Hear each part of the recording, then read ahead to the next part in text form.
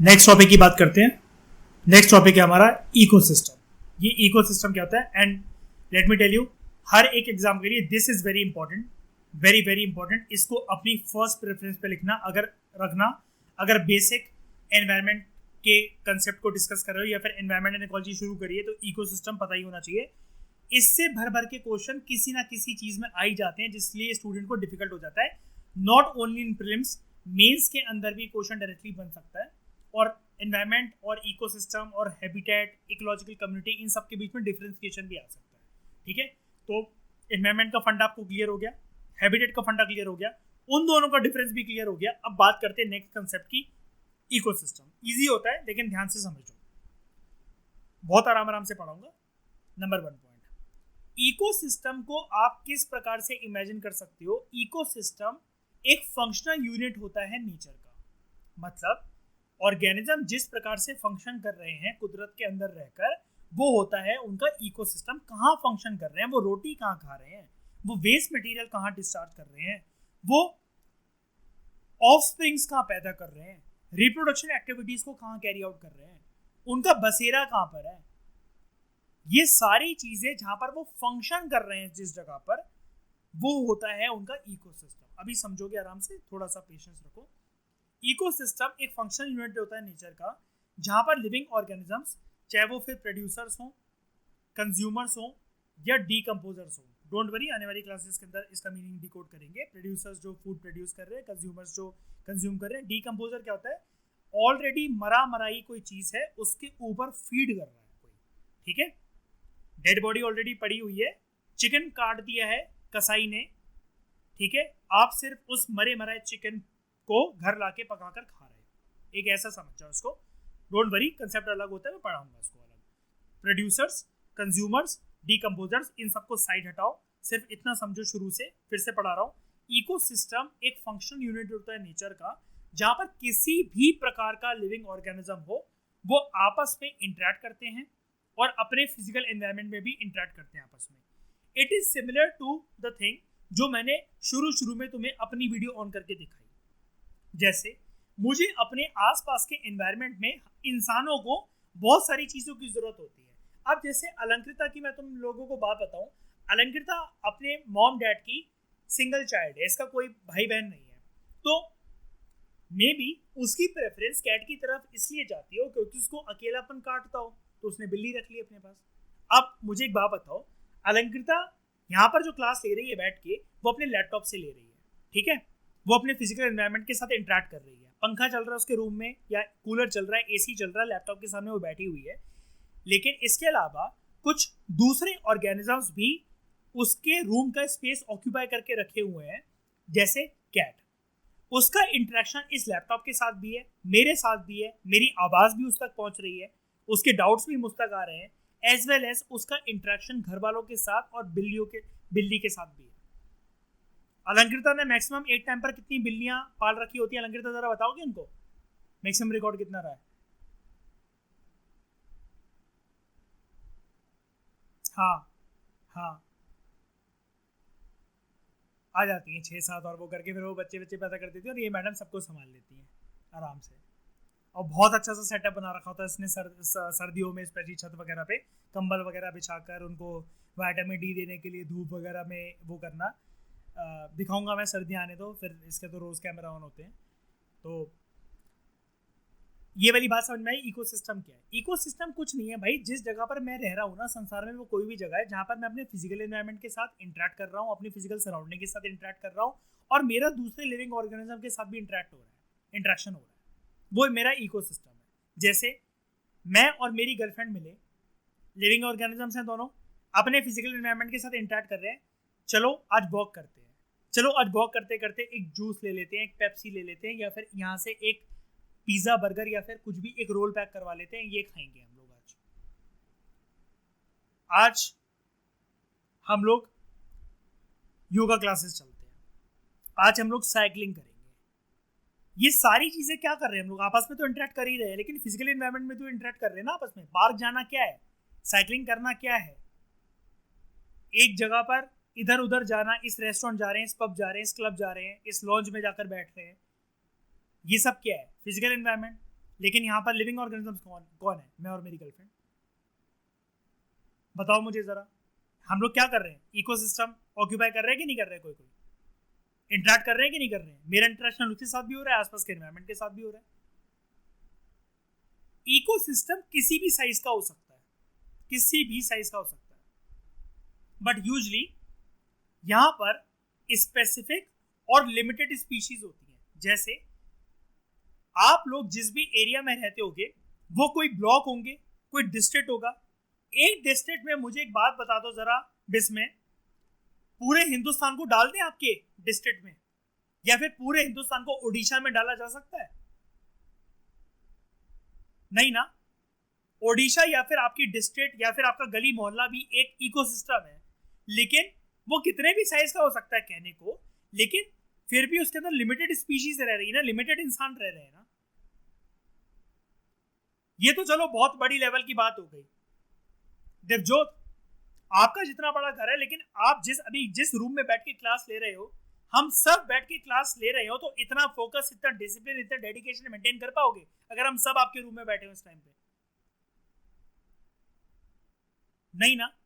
होने को तो घर आपका कितना भी बड़ा हो सकता है ना, होने को तो कितना भी बड़ा हो सकता है, लेकिन फिर भी वो ये कह रहा है कि हर एक इकोसिस्टम में स्पेसिफिक और लिमिटेड स्पीशीज जगह ऑक्यूपाई करती हैं। जैसे एक्वेटिक इकोसिस्टम, कभी तुमने देखा है कि पानी, किसी समुद्र के अंदर अनगिनत मछलियां हैं, अनगिनत मछलियां, लेकिन कभी ऐसा देखा है मुंबई में गेटवे ऑफ इंडिया के पास जाकर, अंकिता, अरेबियन सी स्टार्ट हो जाता है कि नहीं हो जाता? मतलब वो पानी अरेबियन सी का पानी है कि नहीं है? बताओ, है कि नहीं है ना?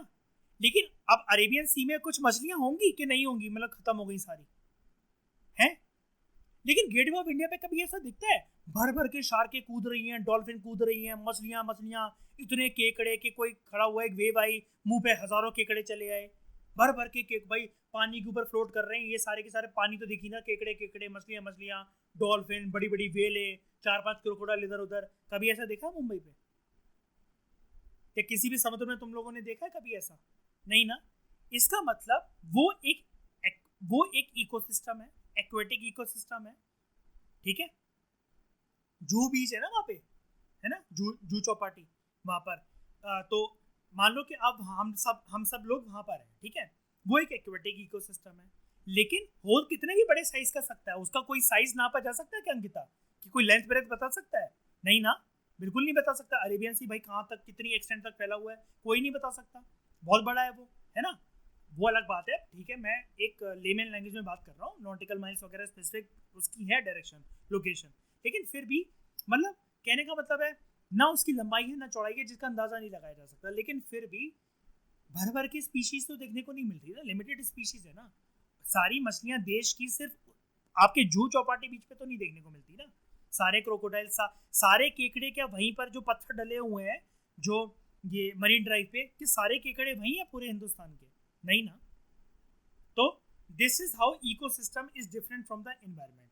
एनवायरमेंट के अंदर लिविंग और नॉन लिविंग कंपोनेंट है। एनवायरमेंट कितना भी वास्ट हो सकता है, क्योंकि एनवायरमेंट के अंदर बहुत सारे हैबिटेट होते हैं, एनवायरमेंट की कोई गिनती नहीं है, लेकिन इकोसिस्टम में स्पेसिफिक और लिमिटेड स्पीशीज देखने को मिलती है। ये वाला पॉइंट एनवायरमेंट को इकोसिस्टम की डेफिनेशन से अलग बनाता है।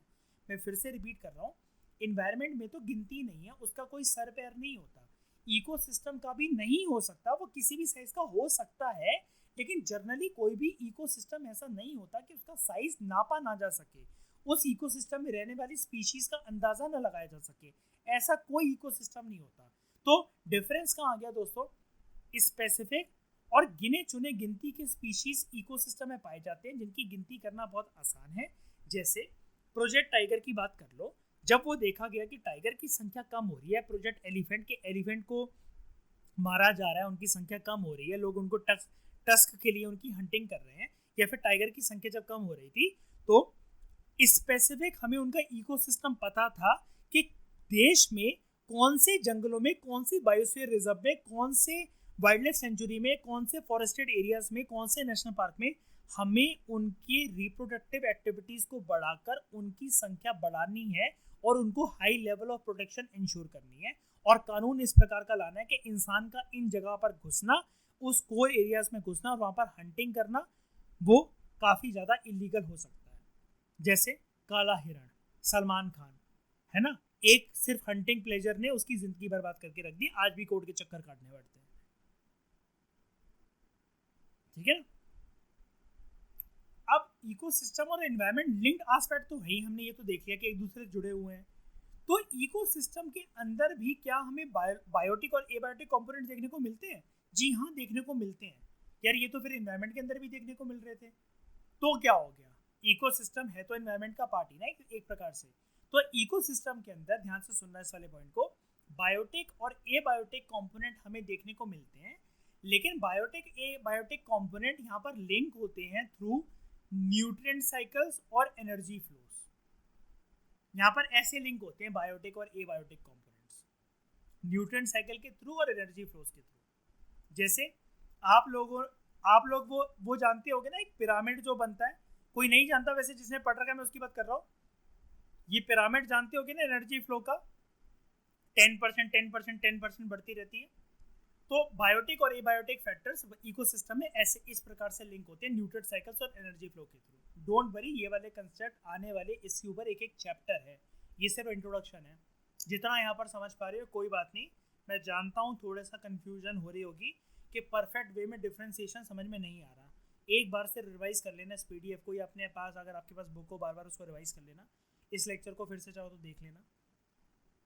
थोड़े थोड़े टाइम में और कनेक्शन जब जागेंगे, अपने एग्जाम्पल बनेंगे, धीरे धीरे करके समझ में आ जाएगा। और यहाँ पर नहीं समझ में आ रहा है, इसको इतना सुन के छोड़ देना, पूरी बुक ही दोस्तों इसी के ऊपर है, भर भर के है ये, करोड़ों बार एग्जाम्पल डिस्कस होगा ये वाला, डोंट वरी। आगे, everything that lives in an ecosystem, हर कोई चीज़ जो कि इकोसिस्टम का पार्ट है, जो उसमें रह रही है, जो उसमें जगह ऑक्यूपाई करती है, वो डिपेंडेंट है दूसरे स्पीशीज के ऊपर और दूसरे एलिमेंट के ऊपर, जो कि पार्ट है इकोलॉजिकल कम्युनिटी का। कहने का मतलब क्या है, इकोसिस्टम के अंदर एक स्पीशी दूसरी स्पीशी के ऊपर डिपेंडेंट है। हर एक स्पीशी वेरियस फिजिकल, केमिकल और बायोलॉजिकल एलिमेंट्स के ऊपर डिपेंडेंट है, फैक्टर्स के ऊपर डिपेंडेंट है। इसलिए ये सारे मिलकर एक प्रकार से एक सोसाइटी, एक जॉइंट फैमिली, इस प्रकार से बनाते हैं ये सिस्टम, जिसको अंग्रेजी भाषा में या इन्वायरमेंटल भाषा में कहा जाता है इकोलॉजिकल कम्युनिटी। कम्युनिटी में कोई एक पर्सन हो सकता है क्या? मैं ये कह दूं कि दिपांग एक खुद की कम्युनिटी है, आज से कम्युनिटी का नाम है दिपांग एक, ऐसा तो नहीं हो सकता ना। मेरे जैसे कल्चर फॉलो करने वाले, सोच विचार लोग रखने वाले, हम सबका common food habits, dressing style, customs, rituals, practices, एक जोग्राफिकल लोकेशन, जब हम ये सब शेयर करें, है ना, आपस में कुछ मेंबर्स शादी करें, वो आगे ऑफस्प्रिंग पैदा करें, जो कि आगे और ज़्यादा जनरेशन को बढ़ा रहे हैं, वो भी पुराने माँ बाप की प्रथाएं, rituals, customs, food habit, dressing style अपना रहे हैं और आने वाली जनरेशन को वो चीज़ ट्रांसफर कर रहे हैं, उसी को तो मैं कहूँगा ना कम्युनिटी, उसी को तो मैं कहूँगा ना कम्युनिटी। तो इकोसिस्टम के अंदर हर कोई जो स्पीशी रह रही है वो दूसरी स्पीशीज के ऊपर डिपेंडेंट है, चाहे डायरेक्टली चाहे इनडायरेक्टली। डायरेक्टली मतलब कि भाई मेरा गुजारा, अगर इनकी पॉपुलेशन वाइप आउट हो जाए तो मेरी पॉपुलेशन वाइप आउट होने लगेगी, क्योंकि मेरा पेट तो इन्हीं से बढ़ता है। शेर कभी घास खा के जिंदा नहीं रह सकता। अगर वहाँ पर डियर की या किसी और स्पीशीज की, जिसको शेर वेर मार के खाता है, रैबिट वगैरह को, अगर इनकी संख्या कम होने लगे तो शेर की संख्या भी कम होने लगेगी। इसलिए प्रोजेक्ट टाइगर या फिर जब ऐसे प्रोजेक्ट वो होते हैं ना, जब ये लॉन्च करे जाते हैं, सबसे पहला फोकस पता है किस पे करा जाता है? भाई इनकी संख्या बढ़ानी है, लेकिन कैसे? पहले जिस पर ये फीड करते हैं उस स्पीशी की भी संख्या बढ़ाओ इस नेशनल पार्क, बायोस्फीयर रिजर्व या वाइल्ड लाइफ सेंचुरी में, तब तो जाके उनकी संख्या बढ़ेगी। मेरी मम्मी कह रही है बेटा तू पढ़ पढ़ के कमजोर हो रहा है, इसको हेल्दी बनाना है, तो पापा ने कहा तुम इसके लिए बादाम काजू वगैरह कल से मंगवाओ। तो पहले वो फूड का इंतजाम कर रहे हैं, तब जाके दिपांग के अंदर मांस भरेंगे, तब जाके दिपांग को थोड़ा सा मोटा बनाने की बात करेंगे। मेरे को अगर उनको दोबारा हेल्दी बनाना, मैं सूख रहा हूँ, तो दोबारा अगर मुझे उन लोगों को अगर मुझे दोबारा भरना है और बॉडी दोबारा मेरी वैसी देखना चाहते हैं, ठीक है, तो ऑब्वियसली बात है, सबसे पहले किसका इंतजाम वो कर रहे हैं कि दिपांग के शरीर के अंदर जाएगा क्या, पहले वो चीज घर के अंदर लेकर आओ। अब समझ में आया? अब समझ में आया है ना? हाँ, वही है फूड चेन, फूड वेब का कंसेप्ट है यहाँ पर। तो जब डिफरेंट स्पीशीज दूसरे स्पीशीज पर डिपेंडेंट है अपने सर्वाइवल के लिए, और अपार्ट फ्रॉम द स्पीशीज वो अपने फिजिकल एलिमेंट्स के ऊपर भी डिपेंडेंट है, केमिकल एलिमेंट्स के ऊपर डिपेंडेंट है, न्यूट्रिएंट साइकिलिंग और इन सब के ऊपर वो डिपेंडेंट है, कार्बन साइकिल वगैरह, नाइट्रोजन साइकिल वगैरह।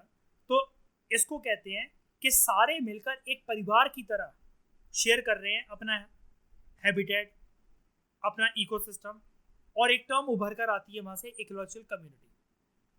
ठीक है, if one part of an ecosystem is damage और disappear, it has an impact on everything else. शेर जंगल का राजा है, ठीक है भाई, तुम राजा हो, सारी प्रजा निकल कर जा रही है वहां से, आज के बाद सिर्फ तुम रहना, जय राम जी की, निकाल दो सारी स्पीशीज को। शेर सरवाइव कर सकता है क्या?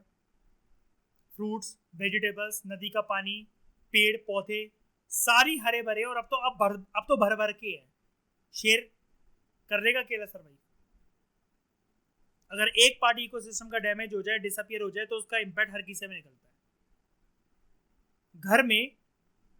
घर में एक कलेश करने वाला व्यक्ति हो तो वो पूरे घर के माहौल को बिगाड़ के रख देता है। इट इज जस्ट लाइक, मतलब वो थिंग कि भाई यार अब इसकी कलेश चालू, इनके कमरे से आवाज आ रही है लड़ने की, अब आज की रोटी नहीं खपने वाली, अब आज का खाना हजम नहीं होने वाला। इस कलेशकारी व्यक्ति ने आज पूरा लंच और डिनर हम सबका बर्बाद करके रख दिया है, और इसकी रोज रोज की आदत बन गई है। किसी की अगर रूठने की आदत है तो उसको मनाने में बहुत विल पावर और स्टेमिना खर्च होता है। कहने का मतलब यह, रिलेट कैसे भी एग्जांपल से कर लो, कि अगर इकोसिस्टम का कोई भी पार्ट डैमेज होता है, यानी कि एक मेंबर अगर डिफॉल्टी है या फॉल्टी है या फिर वो डिसअपियर हो जाता है। अलंकृता किसी से बहुत प्यार करती है, प्रिलिम्स के एक दिन पहले वो उसको कह रहा है मुझे इस रिलेशनशिप से फील नहीं आ रही, मैं तेरे साथ नहीं रह सकता, मैं थोड़ा सोचकर बताऊंगा। क्या लगता है उसका प्रिलिम्स कैसा जाएगा? 8 साल 9 साल का रिलेशनशिप है मान लो, समझ गए ना इस चीज को? उसका इंपैक्ट हर किसी चीज पर निकलता है। Classification of ecosystems. इकोसिस्टम किस वे में क्लासिफाई होते हैं? तो इकोसिस्टम 2 वे में क्लासिफाई होते हैं। एक होता है नेचुरल इकोसिस्टम, इजी है ये बहुत, और एक होता है मैनमेड इकोसिस्टम। सबसे पहले इंसानों के द्वारा बनाए हुए इकोसिस्टम की बात कर लेते हैं। फिर से थोड़ा सा अगर थक गए हो, दिमाग अगर थका थका बोल रहा है, एक बार इकोसिस्टम को फिर से देख लो। फंक्शनल यूनिट होता है ये, जहां पर लिविंग ऑर्गेनिजम्स आपस में इंटरेक्ट करते हैं, और आपस में तो करते ही हैं, और अपने फिजिकल एनवायरनमेंट में भी इंटरेक्ट करते हैं। यहाँ पर स्पीशीज का साइज स्पेसिफिक होता है और लिमिटेड होता है। ठीक है, ये मैंने रिवाइज करवाया। अब बात करो इंसानों के द्वारा बनाए गए इकोसिस्टम। तो एक्वेरियम, एक्वेरिया बोलो, एक्वेरियम कोई फर्क नहीं पड़ता, गार्डन, डैम्स, क्रॉपलैंड ऑफ मेज, व्हीट एंड राइस, मतलब खेत वगैरह इंसान ने कुछ खड़े कर रखे हैं, कुछ एक्वेरियम सिस्टम कुछ वैसा बना रखा है, कोई गार्डन है, और कोई नेचुरल रिवर के फ्लो को रोकने के लिए एक बैरियर बना रखा है, जिसको हम लोग अंग्रेजी में कहते हैं डैम, बांध कहते हैं। आई थिंक इसको हिंदी में, if I am not wrong तो बता दो, बांध ही कहते हैं मेरे ख्याल से डैम को हिंदी में, है ना, बांध। तो ये सब चीजें क्या है? ये इंसान ने बनाया है इकोसिस्टम, जहां पर स्पीशीज और इंटरेक्ट करेंगे, और स्पीशीज अपने फिजिकल एनवायरनमेंट के साथ भी इंटरेक्ट करेंगे। कैसे फिजिकल एनवायरनमेंट के साथ? डैम के एग्जांपल से समझ लेते हैं। इंसानों के द्वारा बनाया गया ये इकोसिस्टम है, लेकिन कैसे रेगुलेट करेगा हमारे बिहेवियर को, बिहेवियर कह रहा हूं सॉरी, हमारे इंटरेक्शन को? स्पीशीज जो है उनका गांव, उनका शहर बर्बाद नहीं होगा रिवर के ओवरफ्लो की वजह से, उनके खेत सूखे नहीं पड़ेंगे पानी की कमी की वजह से। डैम ने ओवरफ्लो, अगर कोई रिवर हो रही है तो उसको रोक देगी। जहां सूखा पड़ रहा है तो ये इसके अंदर भरा भराया पानी जब रिलीज होगा तो उन खेतों को गीला कर देगा, वहां पर नमी आएगी और क्रॉप वगैरह बहुत अच्छी होगी। तो मुझे एक बात बताओ, इस एग्जांपल के थ्रू अगर क्रॉप अच्छी होगी तो फार्मर सुसाइड कम करेंगे, उनकी खेत हरे भरे पैदा होंगे। तो सेल्फ सस्टेनेंस के लिए, सेल्फ सस्टेनेंस का मतलब होता है अनाज थोड़े से घर पे बचा भी लेते हैं फार्मर्स, और बहुत बड़ा अगर खेत है तो जनरली वो कोशिश ये करते हैं कि 1 साल का अनाज जो है वो रख लो बचाकर, बाकी सारा मार्केट में बेच दो with the motive of making some profit. तो मुझे बताओ, सिर्फ एक डैम ने काम कर दिया कि नहीं कर दिया? फिजिकल एनवायरनमेंट से इंसान का जो इंटरेक्शन है उसको पॉजिटिव ला दिया कि नहीं ला दिया? यही डैम अगर फट जाए तो अब खेतों में पानी भर गया, फसलें बर्बाद हो गई, गांव के गांव डूब गए, उन गंदे पानी में मलेरिया, चिकनगुनिया जैसी बीमारी हो रही है, डेंगू जैसी बीमारियां हो रही हैं, लोगों को शारीरिक रोग हो रहे हैं, हेल्थ केयर एक्सपेंडिचर स्टेट का बढ़ता जा रहा है, स्टेट की जीडीपी में फॉल हो रहा है। ये सब क्या हो रहा है? मैनमेड इकोसिस्टम की वजह से अगर ध्यान ना दिया जाए तो स्पीशीज के बीच में जो इंटरेक्शन है वो गड़बड़ा भी सकता है, स्पीशीज का फिजिकल एनवायरनमेंट के साथ इंटरेक्शन गड़बड़ा सकता है, जिसकी वजह से नेगेटिव रिपरकशन देखने को मिल सकते हैं। क्यों? लास्ट पार्ट को रिलेट करो। यहाँ पर एक पार्ट डैमेज कर दिया मैंने, डैम जैसी चीज को या कुछ को, या डिसअपियर कर दिया, जिसका इम्पैक्ट सब पे आया, लोगों के शरीर से लेकर स्टेट की जीडीपी गिरने से लेकर चिकनगुनिया, डेंगू, मलेरिया और क्रॉप्स का खराब होना और फार्मर्स का सुसाइड करना, इतने सारे इम्पैक्ट निकले। ये क्रॉस कनेक्टिविटी एक छोटी सी चीज को लेकर मैंने इकोनॉमिक्स और ये सब ऐसे जोड़ दिया ड्यू टू मल्टीपल रिविजन्स। ये थोड़े महीने का टाइम दो, 6 से 8 महीने का टाइम मुझे, ये वाला एक्सरसाइज आप भी कर पाओगे, आप भी बना पाओगे और ज्यादा पॉइंट्स। लेकिन मुझे एक बात बताओ, तो ये मैनमेड इकोसिस्टम समझ में आ गया होगा आई थिंक सबको, हाँ या ना? जल्दी बताओ मुझे, फटाफट बताओ। ठीक है, इंसान ने बनाया। अच्छा, मैनमेड इकोसिस्टम की डेफिनेशन वैसे पता है क्या होती है? वैसे तो मैं आगे बढ़ा दूंगा। मैनमेड इकोसिस्टम की डेफिनेशन ये होती है, जब इंसान नेचुरल एनवायरनमेंट को टच करते हुए, उसमें खिलवाड़ करते हुए अपने हिसाब से जब उसे मोल्ड कर देता है, तो the outcome and the phenomena is manmade ecosystem. I repeat, जब नेचुरल एनवायरनमेंट में इंसान घुसपैठ कर देता है, अपने हाथ लगा देता है, किसी प्रकार की खिलवाड़ कर देता है, अपने सुख और चैन को मद्देनजर रखते हुए, the outcome and the ultimate result is man made ecosystem which is not natural but इंसानी हाथों द्वारा बनाया गया नेचुरल एनवायरनमेंट को डिस्टॉर्ट करते हुए, ये चीज है। ठीक है, ये इसकी डेफिनेशन। आगे, अब जो नेचुरल इकोसिस्टम होता है, जो कुदरत की देन है, जो भगवान की देन है, वो अलग अलग प्रकार का होता है। एक होता है टेरेस्ट्रियल इकोसिस्टम, जर्नल इसके 2 क्लासिफिकेशन होते हैं, और एक होता है एक्वेटिक इकोसिस्टम। टेरेस्ट्रियल मतलब, कोई वर्ड जानता है मुझे बता सकता है कोई? मुझे जरा दिवजो, टेरेस्ट्रियल का मतलब क्या होता है? Any idea? Very good, anything which is related to land. दिवजो, तो आपने ही बोला ये वाली चीज, शाबाश। तो फॉरेस्ट इकोसिस्टम, ग्रासलैंड इकोसिस्टम और डेजर्ट इकोसिस्टम, नाम से ही जाहिर है। ठीक है, पढ़ लेंगे डिटेल में, डोंट वरी, अभी सब सुन लो। एक्वेटिक इकोसिस्टम, एक्वेटिक इकोसिस्टम में क्या होता है? Fresh water ecosystem. ठीक है, जहां पर पानी खारा नहीं है। इसके 2 प्रकार होते हैं, रनिंग वाटर इकोसिस्टम या standing water ecosystem. Running water मतलब कोई स्ट्रीम या फिर कोई रिवर कॉन्टिन्यूसली फ्लो हो रही है। स्टैंडिंग वाटर मतलब कोई फ्रेश वाटर लेक है, काइंड ऑफ। ठीक है, मरीन इकोसिस्टम, ठीक है तो रिलेटेड पानी से ही, क्योंकि एक्वेटिक है तो सब कुछ पानी से ही, लेकिन ये नाम है अलग से, देखेंगे। और तीसरा होता है ब्रैकिश इकोसिस्टम। ठीक है, प्रिया मुझे जरा बता सकते हो ब्रैकिश वर्ड का क्या मतलब है? ट्राई करो जरा, कुछ पता है? Any idea? ब्रैकिश वर्ड का मतलब ये शैली क्या मतलब होता है इसका?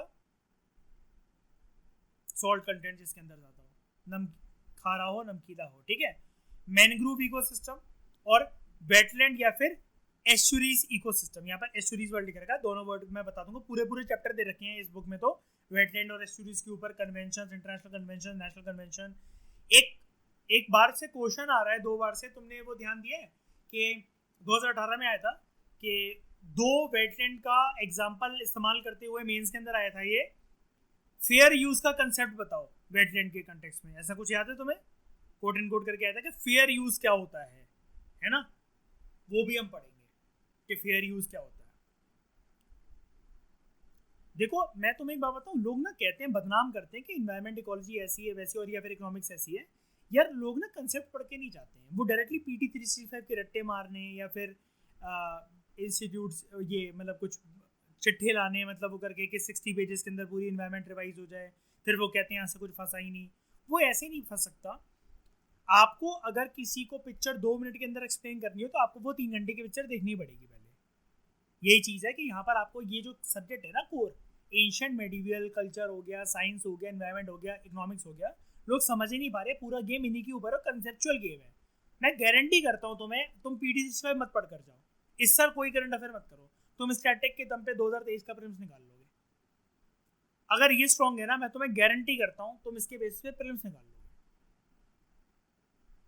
तुम पूरे साल कुछ करंट अफेयर मत करो, मत सुनो कुछ इनसाइट वगैरह, हम विजन डिस्कस नहीं करें। अगर मैं कर पाऊंगा, एक बात बता रहा हूँ, नहीं करो तुम स्टैटिक के भरोसे, more than enough cut off तुम नंबर ले आओगे, और अगले शाम को ही बैठ के कि भाई अब तो मैं 5 दिन में ट्रिप पे जा रहा हूँ, जा रही हूँ, क्योंकि मैं इस बार तो मेंस लिखने वाला हूँ पक्का। कंसेप्ट अपने स्ट्रॉन्ग एक बार ही हो जाएंगे, आपको बहुत एग्जाम्स में हेल्प देगा, कोई नहीं रोक सकता स्टेट लेवल पे एसडीएम डीएसपी बनाने से। आपको कंसेप्ट स्ट्रॉन्ग कर लो, क्लिक करेगा ना, क्योंकि स्ट्रॉन्ग करने का मतलब होता है क्लिक करा और लिख दिया आंसर, उसके बारे में सोचना नहीं पड़ रहा है कि अच्छा यार इकोसिस्टम के अंदर ये 4 पॉइंट थे, इन्वायरमेंट के अंदर ये होता है, हैबिटेट ही होता है, क्लिक, जबान पे याद। किसी ने पूछा, ठीक है मैं आपको बताता हूँ, just give me 30 seconds. Forest, grassland, ये कंटिन्यू है ना यहाँ पर, हाँ ठीक है। फॉरेस्ट, ग्रासलैंड और desert are some examples of terrestrial ecosystems, ठीक है। Pond, river, pond, lake, river, wetland, estuaries, ये कुछ एग्जांपल्स हैं एक्वेटिक इकोसिस्टम के। क्रॉप फील्ड्स और एक जो एक्वेरियम होता है वो ह्यूमन मेड इकोसिस्टम है, इंसानों के द्वारा बनाया गया। मुझे बताओ यहाँ तक कोई दिक्कत है, किसी भी तरीके की कोई दिक्कत नहीं ना, ठीक है।